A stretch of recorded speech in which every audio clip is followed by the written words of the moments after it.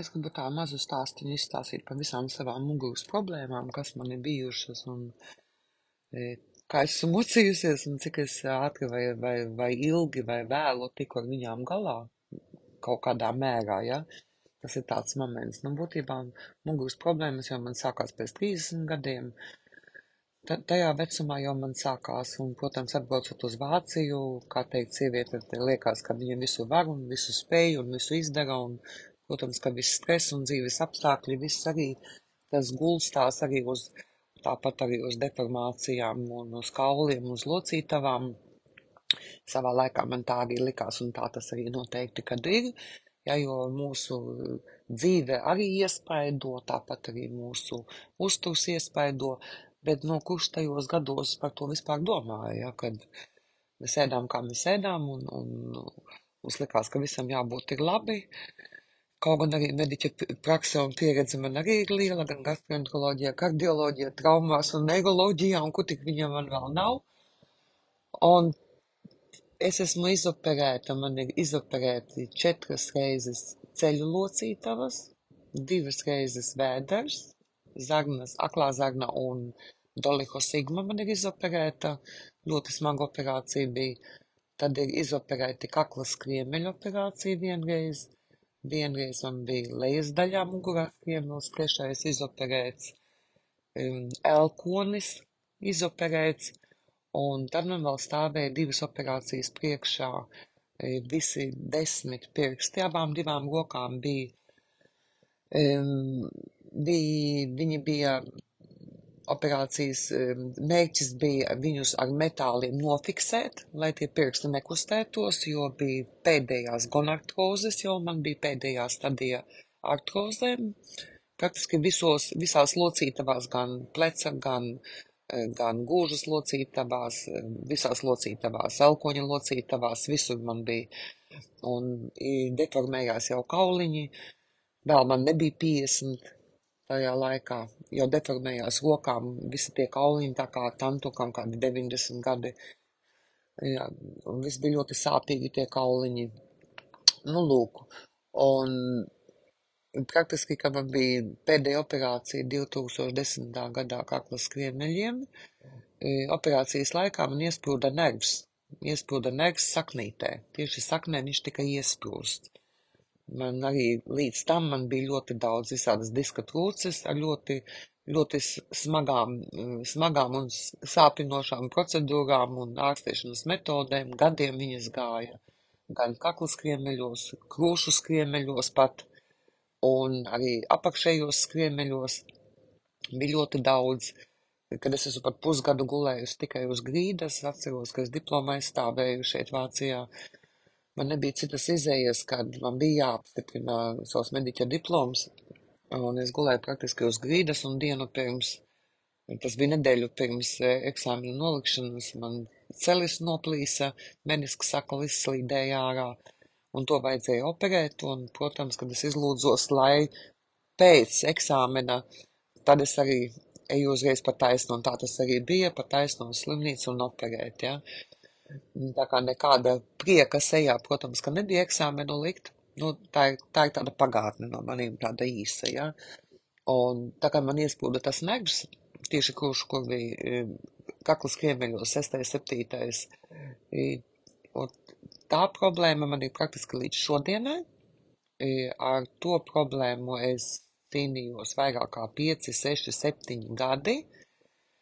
Jo tās sāpes ir nežēlīgas, kreisā puse var teikt kā pusparalizēta, pusseja tāda nejūtīga, jā, roka, un es arī tos gadus, piemēram, pie kompjūtera tikai strādāju ar labo roku, kreisā man ļoti nepatika cilāt, vai, piemēram, gulēt vai sēdēt, un grāmatu lasīt, tas bija ļoti, ļoti apgrūtinoši, jo galva ir atkal jāpakusina, kakla skriemeļi traucēti.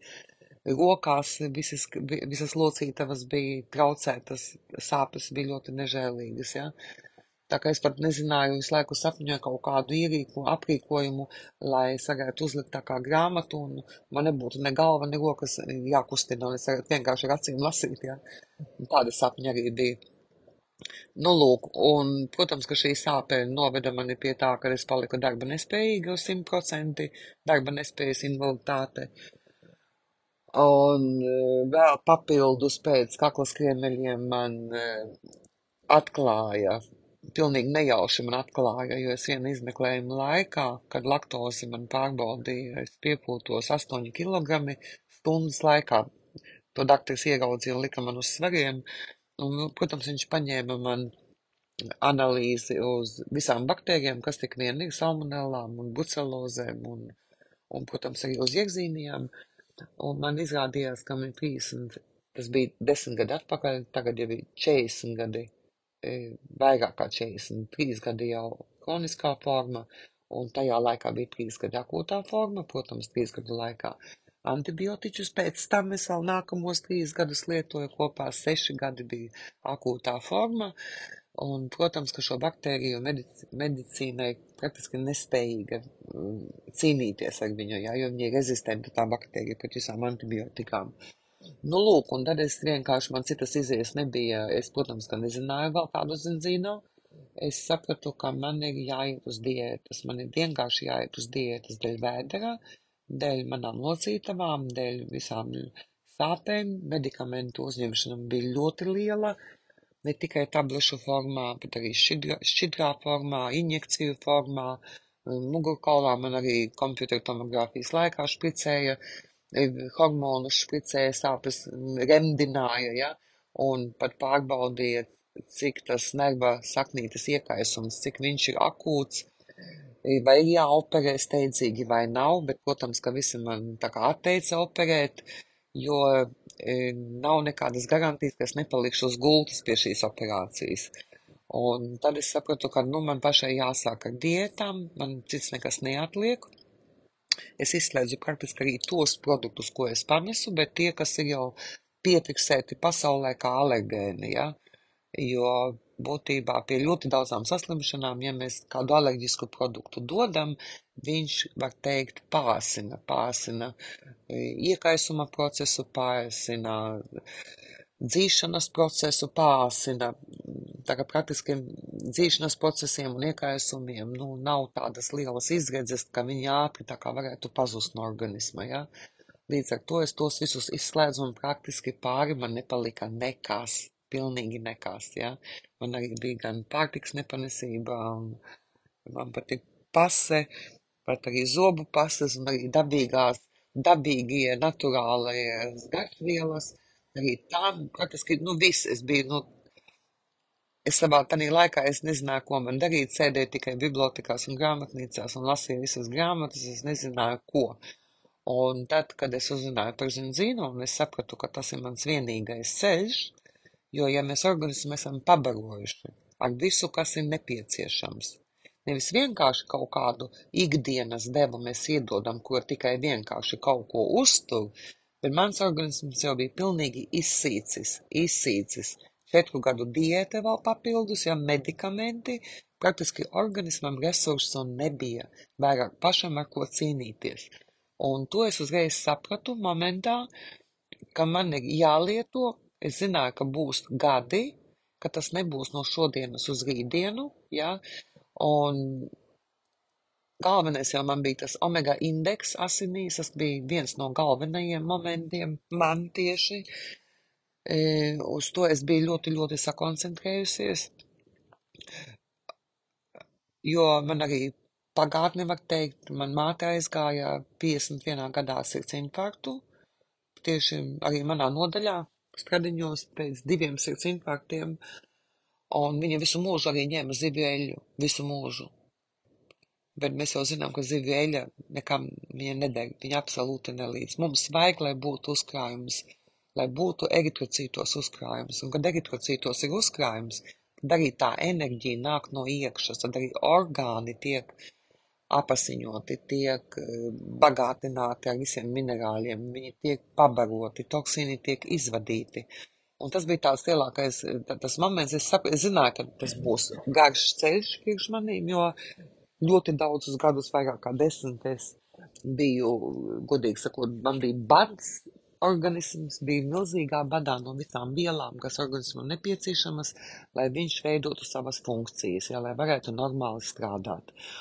Un sākot zinot, tas bija kaut kur pusgads, 8 mēneši, katru mēnesi, katru nedēļu, nu tādi sīki uzlabojumi, sīki tādi, un tie uzlabojumi gāja no pusgada uz nākamo gadu, un, protams, pirkstus man abām divām rokām ar metāliem nenofiksēja, man pirksti visi šodien izveidojušies pilnīgi taisni, beidzot es varu manikīru taisīt, ko es nevarēju savā laikā, jo tās rokas izskatījās šausmīgas un vispār nevienam rokas negribējās rādīt. Nu, lūk, un tad es sāku vienkārši eļļu uzkrāt vairāk, nevis tikai vienreizējo devu, bet es sāku dot 2 devas, 3 devas, un, jo tad es sapratu to momentu, ja es lietošu tikai tik, cik rakstīts uz pudelītes, tā ir vienkārši uzturošā deva, bet tā nav ārstējošā deva. Un medicīnā jau arī rakstīts, pilnīgi pat rakstīts, kad pie sirds infarkta, pie pēkšņās nāves, pie trombozes, ja, kad omega indeksam asinīs eritrīcītos ir jābūt no 10 līdz 12. Un tādā akūtā laikā pat var no 5 līdz 7 tūkstoši miligrami dienā lietot. Tā ir, var teikt, ātrā palīdzība organismam. Jo ar medikamentiem mēs organismu novājinam, viņš paliek galīgi vājš, viņš aizmieg, tāpat arī aknas un enerģija, kas ražo, un asinis, kas ražo, visi orgānu funkcijas, viņas aizmieg, viņas paliek lēnas, iedzimtā imūnsistēma ir aizmigusi, jo viņiem nav resursa. Un ja cilvēks saprot, ka tie resursi tiešām mums ir jādod, ne tikai jādod kā medikaments, bet jādod un arī jākumulē, vai kā tagad pareizi latviski pateikt, lai viņš uzkrājās un stabili jau ir iesakņojies organismā, un tā kā viņš iesakņosies, un tad organisms sāk dzīvot, tad viņš tieši var kustēties un arī pats sevi, var teikt, atveseļot. Vienkārši jāiedod resursi. Te es tādu labu salīdzinājumu vienmēr arī saku, kad ir tīpaši sirdslimnieki vai šodien jau bija tas ļoti moderni, visiem dot asins šķīdinātājus. Tanī laikā, kamēr dod asins šķīdinātāju, vai arī pie dzels deficīta anēmijas, pie dzels anēmijas, ja, dod dzels preparātus vai nu vēnā, vai nu tablešu formā, nu vienalga kādā formā. Tanī laikā, kamēr cilvēks to visu lieto, viņam kaut kā līmenis turās, tikko 1 un 2 dienas vai asins šķīdinātāju, vai to dzels preparātu nedod, momentā organisms atkal ir atpakaļ, viņš krītās atpakaļ, jo tas medikaments iet virspusēji, viņš iet virspusēji pasins plūsmu, bet viņš neiekapsulējas, viņš nepaliek iekšā, jo tas ir viss svešs mūsu organismam. Tā ir visa ķīmija. Kamēr dod, tikmēr organisms kaut cik turās. Un kamēr nedod, viņš atkal nokrītās. Ar zinu ir tieši otrādies, kad organismam vienam tas būs pēc pusgada, vienam pēc pusotra gada, kā kuram tas būs, kad sāks organismā uzkrāties un nepazudīs no tā organisma. Un tieši to momentu es arī zināju, ka tas būs tā, ka man ir jāsaņemās vienkārši pacietība, un man vienkārši ir jāstrādā un jādod, lai organismam patstāvīgi tas būtu, lai eritrocīts nostabilizētos, lai viņš būtu spēcīgs. Un tā, gadu no gada, es teikšu, ka man ir ar muguru tagad, paldies Dievam, ļoti labi. Es neesmu jau kādus 4 gadus, teikšu tā uzreiz godīgi, man nav neviena šprice mugurā durta, es neesmu savus 7 gadus nevienu pretsāpju tableti neesmu ņēmusi, ja. Un manas funkcijas visas ir ļoti veiklas, es varu pieliekties un ātri pieliekties, man visi palīgi līdzekļi, kas man kādreiz bija no zemes kaut ko pacelt vai pudeli atvērt, man rokās spēka nebija, vienkārši nebija spēka. man bija muskuļu atrofija jau sākās. Un tagad es to visu daru, es kopju savu mazo dārziņu, cik nu viņš man šeit ir Vācijā, bet es to daru pati, man ir 2 kannas, katra kannā savā rokā, un eju un laistu vismaz par 10 litriem ūdens, ja, un teikšu arī, kad celi man tagad vajadzēja arī operēt, tas bija 14. gadā vajadzēja mainīt ceļa locītavu, 2002. gadā vajadzēja mainīt ceļa locītavu, un pēc tam 14. gadā. Un es teicu, es darīšu visu. Es sapratu, ka tie gadi no 10. līdz 15. es biju uz diētas, nenormālās diētas, jo man vajadzēja kaut kādies tikt uz strīpas. Man nebija nekā cita. Es sapratu, ka sākumā man jāsēž uz tās diētas, un tad es sākšu kaut kādā veidā meklēt kaut kādus minerāļus dot. Un, protams, kad man ir ceļi ļoti labi, viņiem nekas tagad nenotiek, man nav tādas sāpes, un es varu normāli kustēties, braukt ar mašīnu, ko es nevarēju ļoti daudzus gadus, kādus vairāk kā 10, 15 gadus braukt ar mašīnu. Tagad es varu braukt ar mašīnu viena pati, lielus attālumus, un es arī jūtos droši, un mana reakcija, mana galvas kustības, ķermeņa kustības, visas viņas ir stabilas un ir atveseļojušās. Protams, nevar visu pilnībā aizmirst un ar apdomu atkal darīt, piemēram, to, ko es aizmirsu, ko es tiešām sev noliedzu, vairāk nebraukt ar inlainā, ar skrituļslidām. Bet to gan es tiešām, var teikt, skrituļslides pārdevu, lai vienkārši nebūtu man kārdinājuma, lai nebūtu kaut kāda nejauša kritiena. Tiešām no tā es atteicos. Bet ar distancenēm, ja mums uznāk sniegs, to es, protams, arī daru. Maza piebildīte, es aizmirsu uzskaitīt visu, ko es lietoju. Jā, ko es visu lietoju. Protams, eļļas es lietoju daudz un bieži, nu vismaz pa 2 ēdam karotēm 3-4 reizes dienā. Tad es lietoju obligāti es lietoju Xtendu kopā, tikai kopā ar Vivu. Kā es saku, brokoļu tablete Xtens, tā ir vislielākā sāpju remdinošā tablete. Iesāku ar 1, un tad eju uz 2, uz 3, uz 4 Xtendiem, bet kopā tikai ar Vivu, jo viņi viens otru ļoti labi nobalansē. Vai tā ir kaut kāda iespiedies nervs kaut kur muskulī, vai starp ribām, vai mugurkaulā. Viņš kolosāli viens otru nobalansē un to visu noņem. Tā ir vislielākā sāpju tablete, Xtens ar Vivu, vienmēr kopā. Protams, kad es arī ņemu zinobiotiku, jo, ja zarna nebūs kārtībā, tad arī nebūs mūsu kauli kārtībā. Tas ir pilnīgi skaidrs, viennozīmīgi skaidrs, jā. Lietoju arī linšeiku, ja ir tīpaši tajās dienās, ja es netieku pie pusdienām, 50 daudz gara diena jāstrādā. Un tāpat arī ceļojumos es labāk apēdu linšeiku nekā kaut kādu burgeri lidostā vai kaut kādā stacijā vai kaut kādā ieskrietuvē. Un tas atkal, kā var teikt, suplementē visus minerāļus, vitamīnus. Un ja mūsu kauli, skrimšļi un visi orgāni ir pabaroti, tad arī to sāpju mums vienkārši nav. Vienkārši viņu nav. Viņi mierinās un nomierinās ar katru reizi vairāk.